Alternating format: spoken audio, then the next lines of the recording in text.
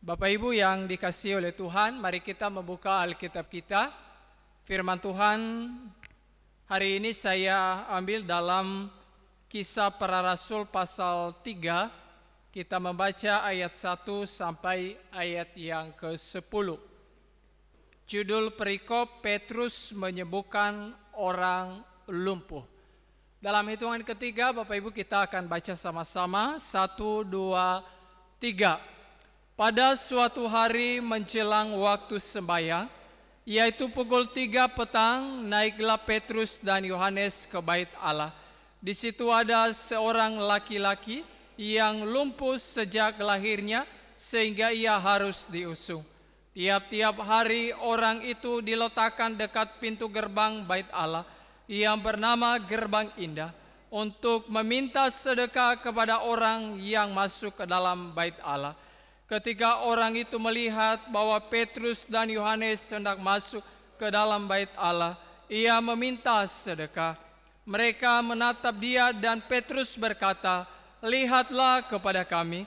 Lalu orang itu menatap mereka dengan harapan akan mendapat sesuatu dari mereka. Tetapi Petrus berkata, "Emas dan perak tidak ada padaku, tetapi apa yang kupunyai kuberikan kepadamu. Demi nama Yesus Kristus, orang Nazaret itu, berjalanlah." Lalu ia memegang tangan kanan orang itu dan membantu dia berdiri. Seketika itu juga kuatlah kaki dan mata kaki orang itu.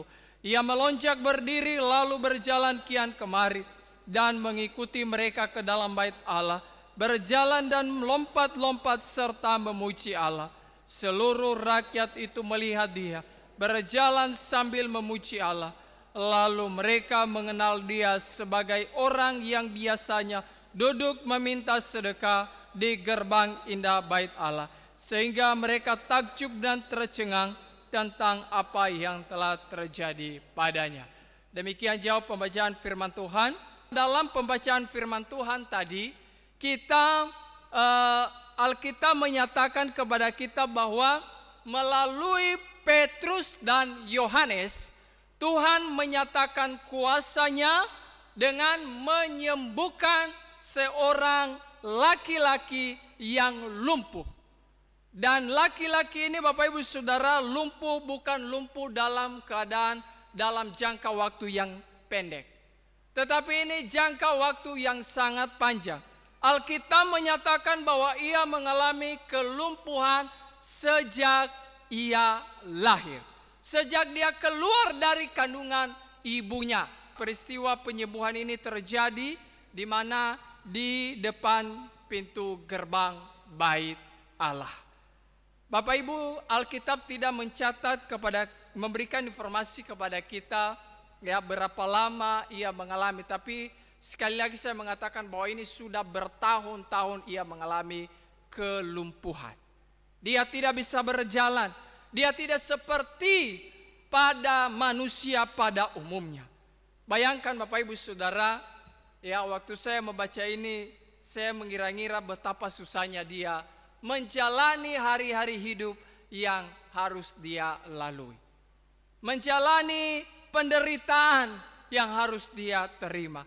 Dia tidak bisa hidup seperti manusia pada umumnya. Dia tidak bisa seperti saya dan Bapak Ibu yang bisa pergi kemana Bapak Ibu pergi. Kalau saya mau pergi ke kios, saya bisa karena saya punya kaki. Kaki saya masih kuat. Tetapi orang ini Bapak Ibu Saudara, dia bergantung sepenuhnya kepada belas kasihan orang. Dia tidak bisa menghasilkan uang karena dia tidak bisa bekerja. Karena dia tidak bisa bekerja, maka tidak ada cara lain selain daripada meminta sedekah untuk keperluan kebutuhannya hari demi hari. Bapak Ibu Saudara, tidak hanya sebatas itu.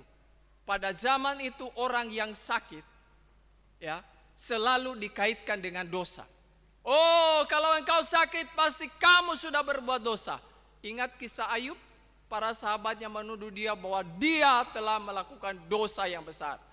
Ingat kisah seorang buta yang disembuhkan oleh Yesus. Murid-muridnya berkata kepadanya, "Siapa yang berdosa?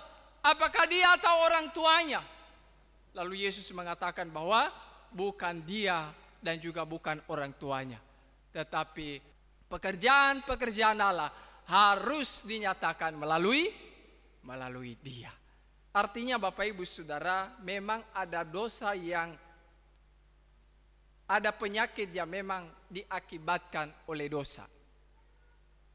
Dan juga tidak semua penyakit diakibatkan oleh dosa.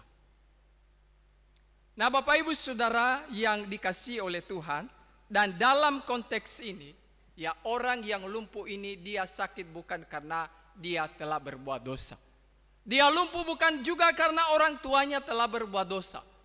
Tapi saya percaya bahwa supaya kuasa nama Yesus diproklamasikan, dinyatakan melalui orang yang sakit ini. Bapak Ibu Saudara yang dikasihi oleh Tuhan, dan inilah tugas utama dari para rasul, yaitu memproklamasikan nama Yesus yang berkuasa.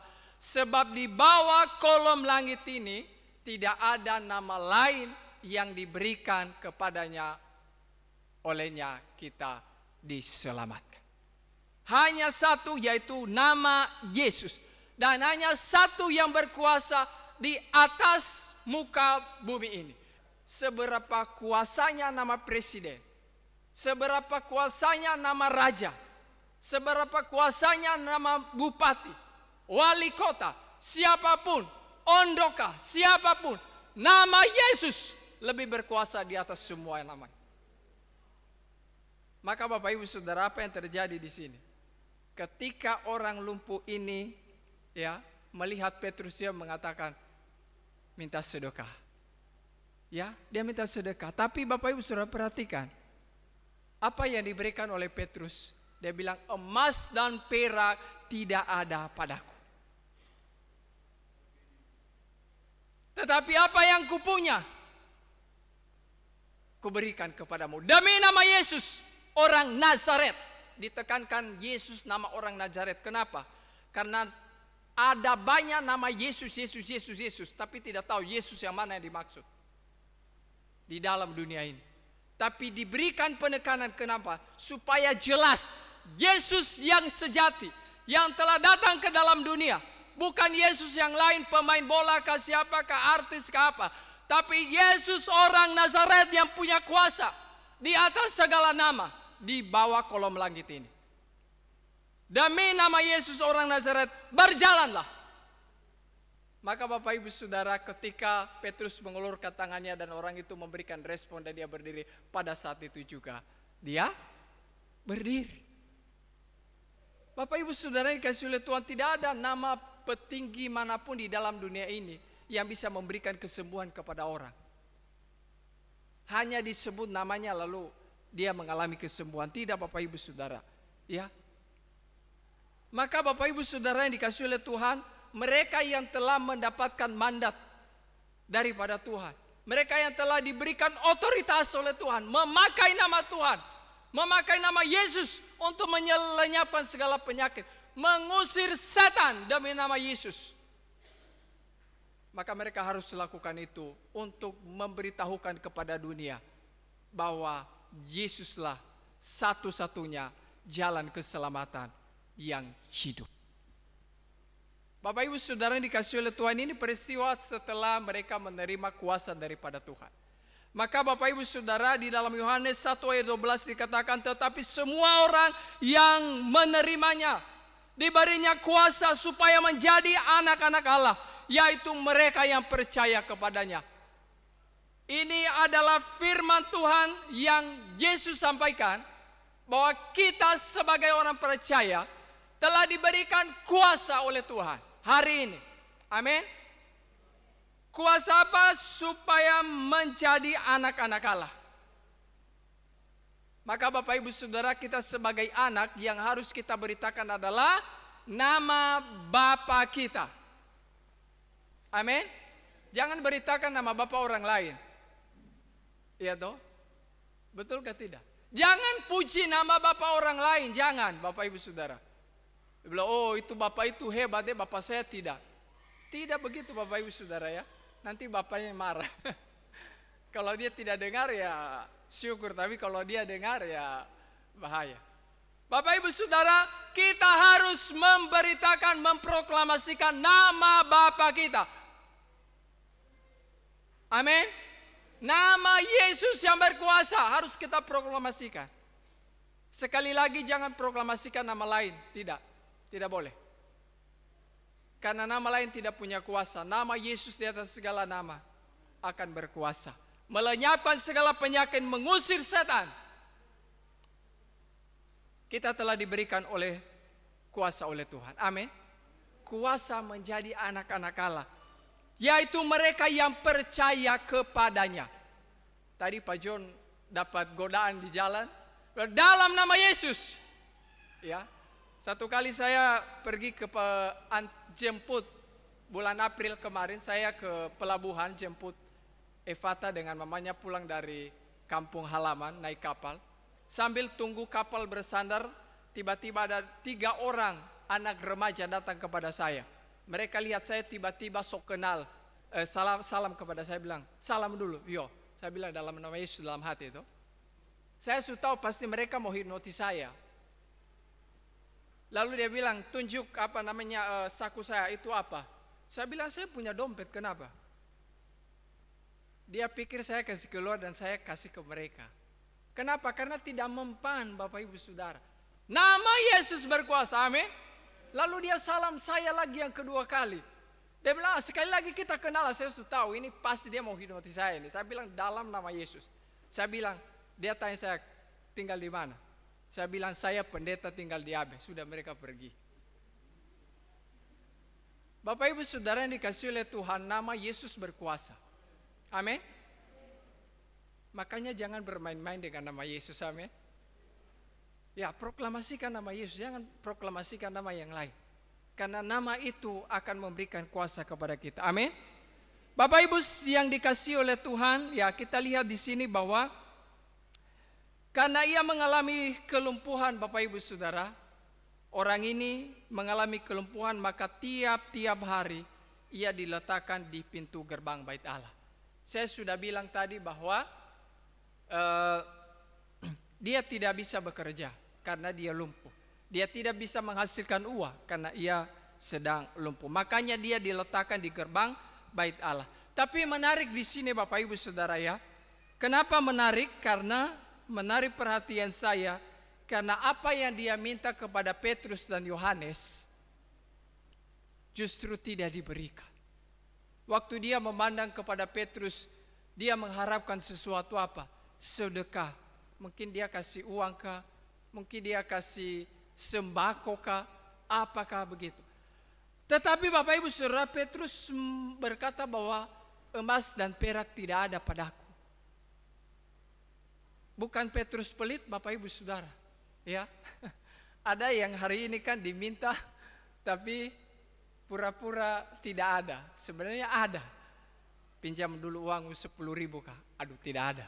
Padahal ada. Kenapa Bapak Ibu Saudara? Ada orang yang mau minta tolong kepada kita, tapi kita tidak mau kasih. Sebenarnya kita bisa tolong. Ada 2, kenapa Bapak Ibu Saudara ya? Yang pertama karena yang diminta tolong, orang yang diminta tolong itu memang pelit minta ampun. Tapi yang kedua biasanya itu karena orang yang minta tolong itu tidak tahu berterima kasih. Sudah ditolong baru. Tapi Bapak Ibu Saudara yang dikasih oleh Tuhan, Petrus bukan seperti itu. Memang tidak ada. Justru yang lain yang diberikan oleh Petrus dan Yohanes. Mereka mengatakan emas dan perak tidak ada pada kami.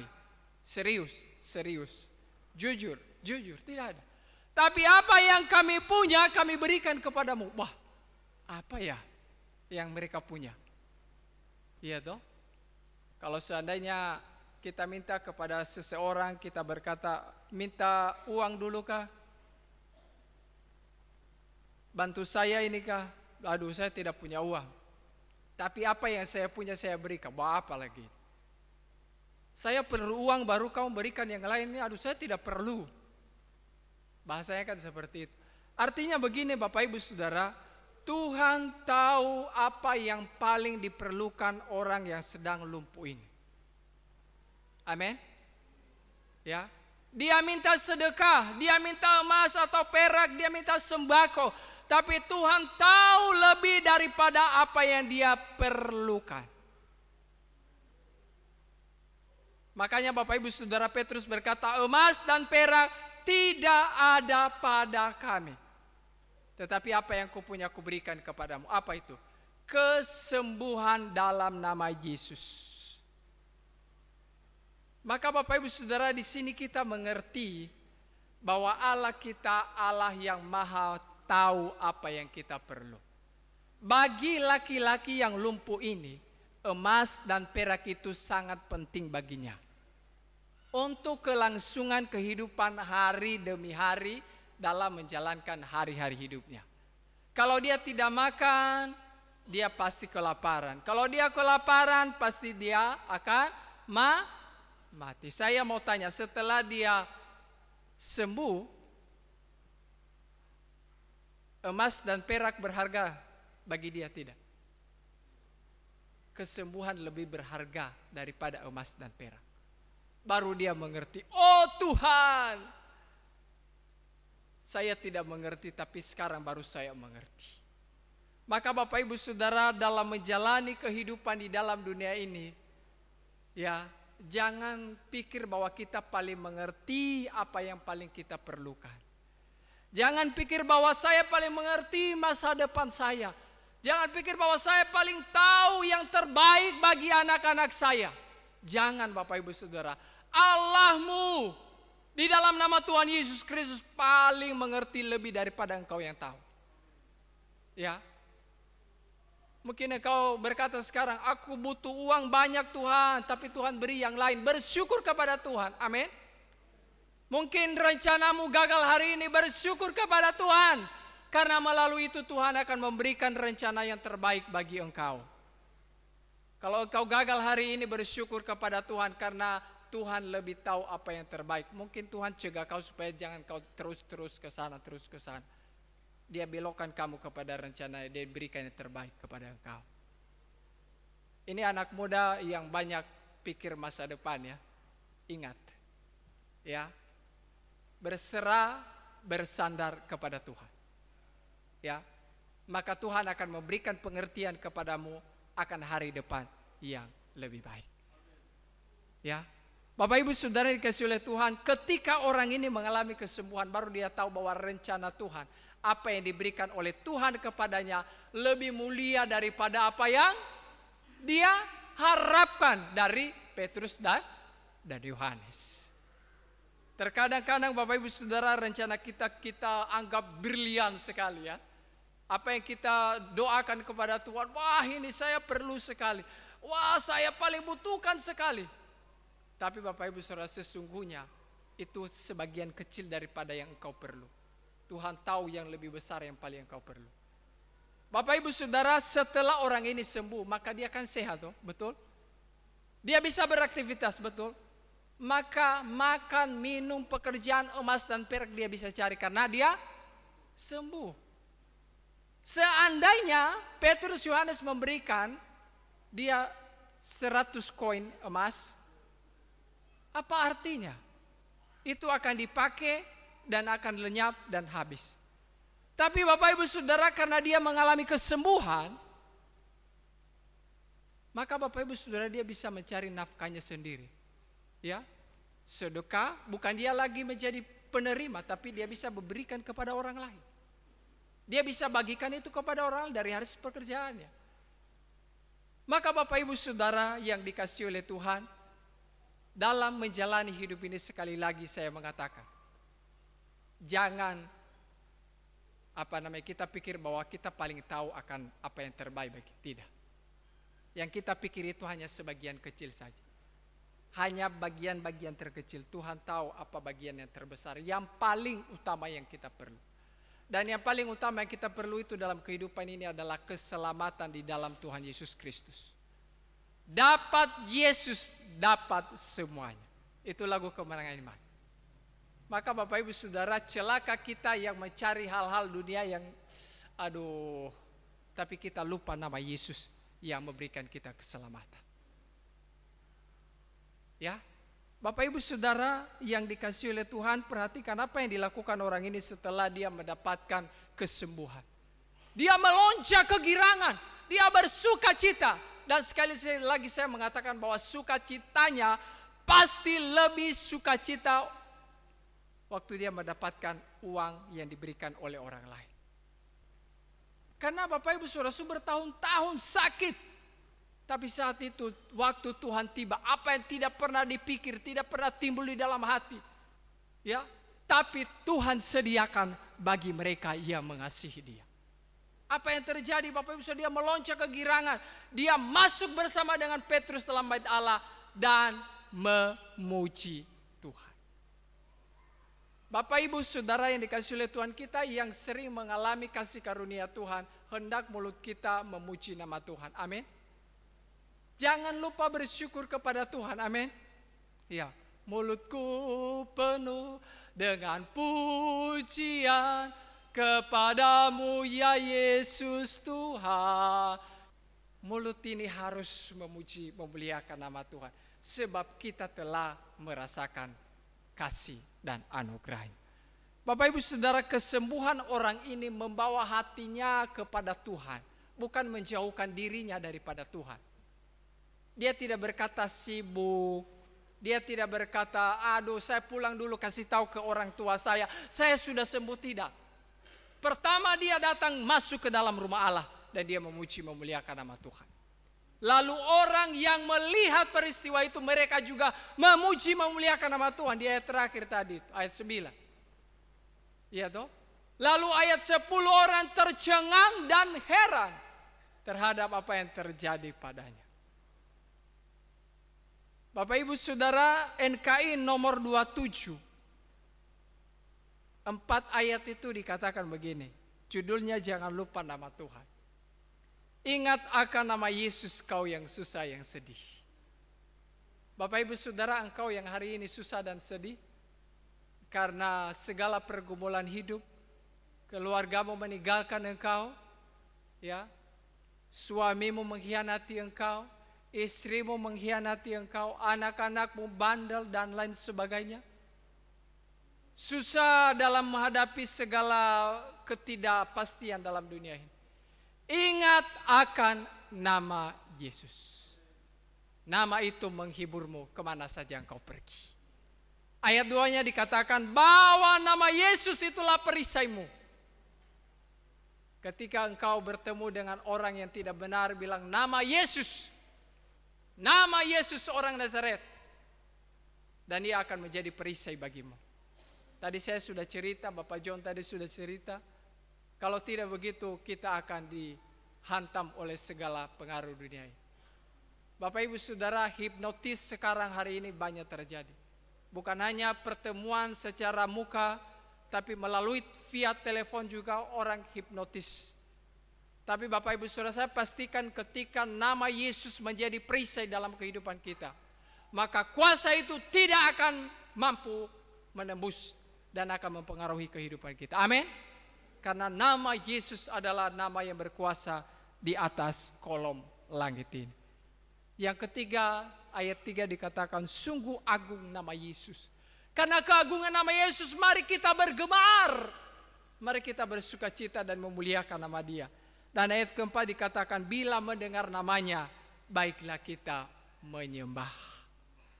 Kita memberikan rasa hormat kepada nama itu, sebab nama itu agung dan mulia. Bapak Ibu Saudara, biarlah setiap apa yang kita lakukan sebagai anak-anak Allah, mari kita beritakan nama Tuhan yang berkuasa. Ingat bahwa apa yang paling engkau perlu dalam kehidupan ini, Tuhan pasti akan memberi lebih daripada yang engkau pikirkan. Yang belum pernah timbul di dalam hati, yang belum pernah didengar oleh telinga. Itulah Tuhan sediakan bagi orang yang mengasihi Dia. Tuhan memberkati, kita berdoa.